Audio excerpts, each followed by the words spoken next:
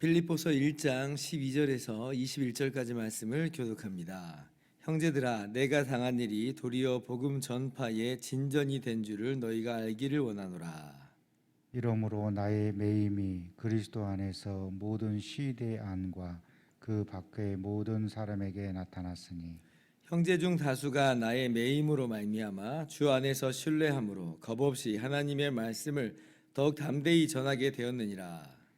어떤 이들은 투기와 분쟁으로 어떤 이들은 착한 뜻으로 그리스도를 전파하나니 이들은 내가 복음을 변증하기 위하여 세우심을 받은 줄 알고 사랑으로 하나.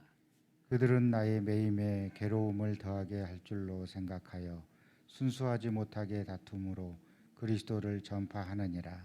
그러면 무엇이냐? 거칠애로 하나 참으로 하나 무슨 방도로 하든지 전파되는 것은 그리스도니 이로써 나는 기뻐하고 또한 기뻐하리라. 이것이 너희의 간구와 예수 그리스도의 성령의 도우심으로 나를 구원에 이르게 할 줄 아는 거로 나의 간절한 기대와 소망을 따라 아무 일에든지 부끄러워하지 아니하고 지금도 전과 같이 온전히 담대하여 살든지 죽든지 내 몸에서 그리스도가 존귀하게 되게 하려 하나니. 같이요. 이는 내게 사는 것이 그리스도니 죽는 것도 유익함이라. 아멘. 할렐루야. 하나님의 크신 은혜와 평강이 오늘도 변함없이 여러분 가운데 가득 넘치기를 주님의 이름으로 축원합니다. 빌립보서는 분류상 바울 서신 중에서 옥중 서신으로 분류가 됩니다. 무슨 얘기냐면 한마디로 바울 사도께서 감옥에서 이 서신을 썼다는 거예요. 오늘 말씀을 보면 바울 사도께서 그렇게 감옥에 갇히셨다는 것을 우리가 적나라하게 살펴볼 수가 있죠.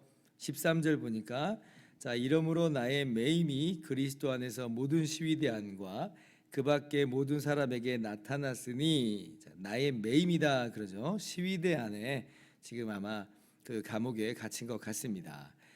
바울이 쇠사슬에 묶인 죄수의 신분이라고 하는 거예요. 그러면 바울 사도가 왜 죄수가 되었는가? 뭐 잘못한 게 있어서 갇힌 건가? 여러분 그런 건 아닌 거 여러분이 아마 잘 아실 거예요. 왜 그래요? 보니까 자, 나의 매임이 그리스도 안에서 나타났다.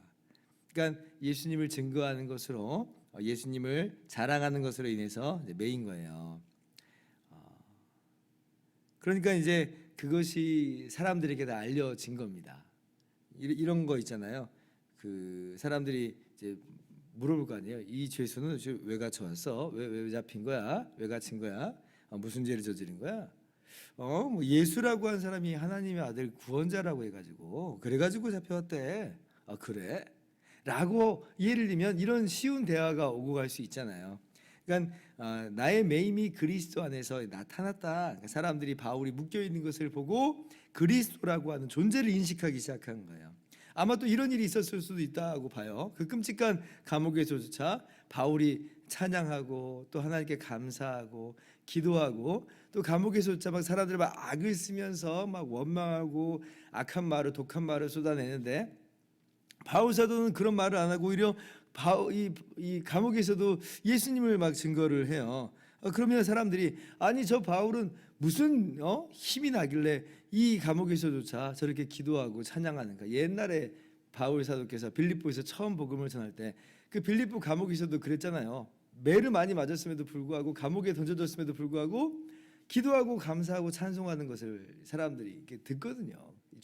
죄수들이 다 들어요. 그거를 마치 그렇게 아니 저 바울이 믿는 예수는 어떤 존재야? 라고 이제 예수님에 대해서 사람들이 의식하기 시작한 거죠. 예수가 누군데? 이런 식으로 이제 그리스도 안에서 바울의 매인 것이 나타났다는 것이죠.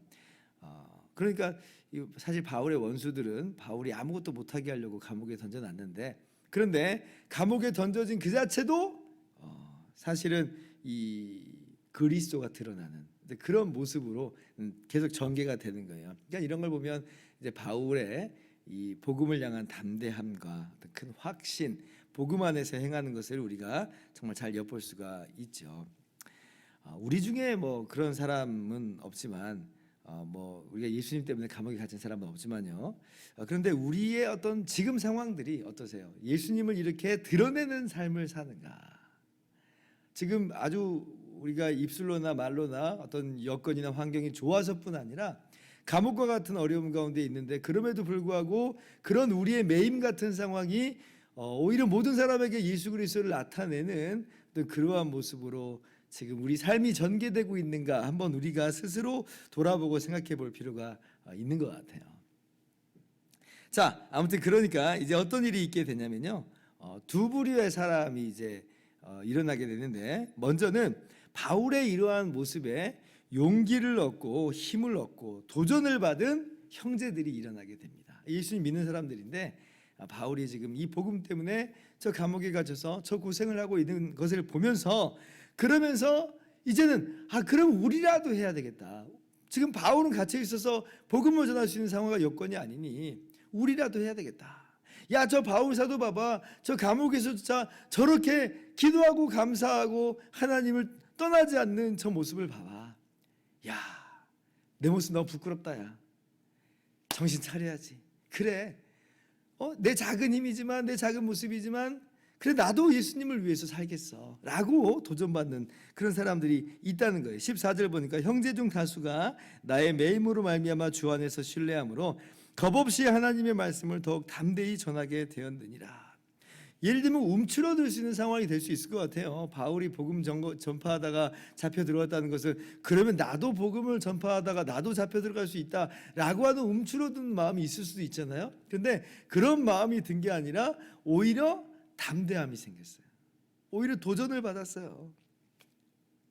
이런 역사가요. 사실 그 우리나라 이 선교 역사 속에서도 그리고 세계 어느 곳에서든 선교 역사 속에서도 다 동일하게 일어났는데 그 이제 근대의 선교 이제 역사를 보면 선교사들의 보고가 있잖아요. 그럼 선교사 보고가 어떤 경우에는 정말 하나님의 놀라운 역사가 있었고 놀라운 정말 하나님의 그 은혜들이 부어졌습니다. 부흥의 역사들이 일어납니다.라고 하면서 건너와서 지금 함께 도우십시다 이런 보고들도 있었습니다. 그래서 또 선교사로 지원한 사람도 많았는데 그런데 선교사를 지원하게 되는 또 다른 어떤 루트는 뭐였냐면 너무 힘듭니다. 지금 선교하기 너무 힘듭니다. 정말 선교사들이 너무나 어려움을 겪었습니다. 선교사들이 어떤 질병에 걸려 죽기도 하고 핍박을 당하기도 하고 그렇습니다. 이런 선교 보고를 이제 듣잖아요.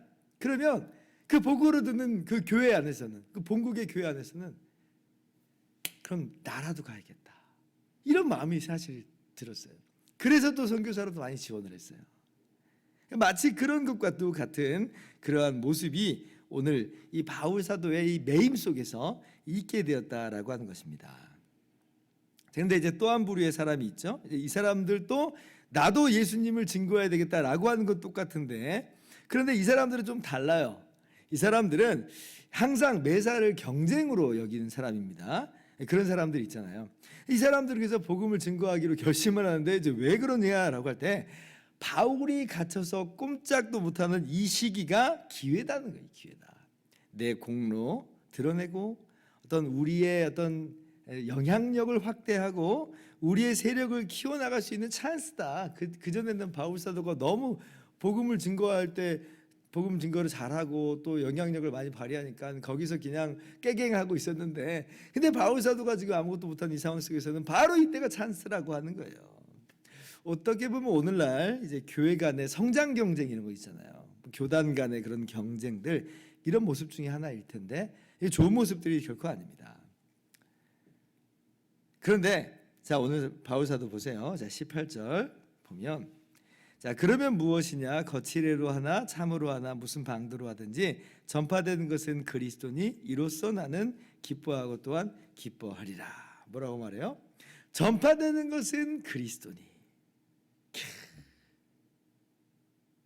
이렇게든지 저렇게든지 이 사람들은 정말 좋은 모습 속에서 도전받아서 하는 거지만 이 사람들은 경쟁의식 속에서 시기와 질투 속에서 하는 건데 그럼에도 불구하고 전파되는 것은 그리스도니 나는 기뻐하고 기뻐한다라고 하는 것이 오늘 바울의 고백입니다. 자기 공로나 자기 세력, 자기 영향력 그런 것들은요 바울 사도의 마음에서 전혀 조금도 있지 않아요. 저 사람들이 이때 복음을 증거하고 저 사람들이 이때 교회를 장악하고 그럼 내가 지금까지 해놓은 게 뭐가 되는데? 라고 하는 마음이 없어요. 주님만 전파되면 된다. 주님만 높으심 받으시면 된다. 제가 어렸을 때부터 이 말씀이 정말 참 감동이 되었었습니다. 감동이 되는 이유는 여러분 왜 감동이 돼요? 몇몇 경우가 있는데 사실 반대 모습인 것을 우리가 많이 깨달을 때 사람의 이 본성이 뭐예요? 자기 공로 드러내고 싶고 높임 받고 싶고 세력 확대하고 싶고 그런 일종의 권력욕, 일종의 어떤 성공 욕구가 있어요. 인간이 그런 의미에서 참 교만합니다. 교만해요. 자기가 가려지면 그 너무 속상한 거죠. 내 공로가 다 무시되면 지워져 버리면 속상한 거예요. 인정받고 대우받고 싶고 저도 어렸을 때부터 그랬으니까 어렸을 때부터. 그런데 오늘 바울의 모습을 보면서 항상 내려놓는 거예요. 이런 바울 사도의 모습을 보면서 항상 내려놨어요. 전파되는 것은 그리스도니 이로써 내가 기뻐하고 기뻐하리라. 여러분 이것이 하나님의 사람들의 모습이었죠. 세례 요한도 마찬가지였습니다. 먼저 이름을 날리고 떨친 것은 세례 요한이었죠. 그런데 이제 점점 사람들이 나중에 이제 등장한 예수님에게로 막 다 몰려가잖아요. 또 세례 요한이 예수님을 증거하기도 하고 그랬어요.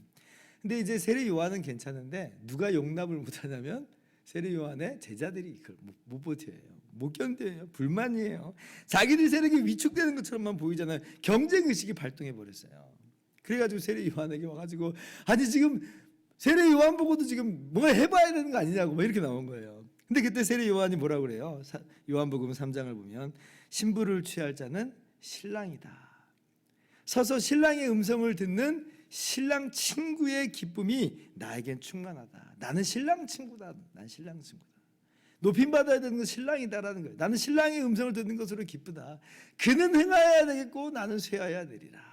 이 이야기를 해요. 오직 예수님만 높임 받게 되기를 원합니다. 그렇게만 된다면 다른 사람들은 나를 못 알아준다 해도 나를 대접하지 않는다고 해도 나 인정받지 못한다고 해도 저는 괜찮습니다. 그는 행하여야 되겠고 나는 쇠하여야 되리라. 주님을 사랑한 거예요. 이게 주님을 사랑하는 모습입니다. 난 주님을 사랑하기 때문에 주님만 높임 받으면 돼요. 그러니까 우리 안에 이런 주님을 사랑하는 마음이 더 가득 찼으면 좋겠어요. 나를 사랑하는 것보다 주님을 더 사랑하는 거예요. 주님을 더 사랑하니까 나는 드러나지 않아도 괜찮아요. 주님만 드러나면 괜찮아요. 전파되는 것은 그리스도니 그러니까 기뻐요.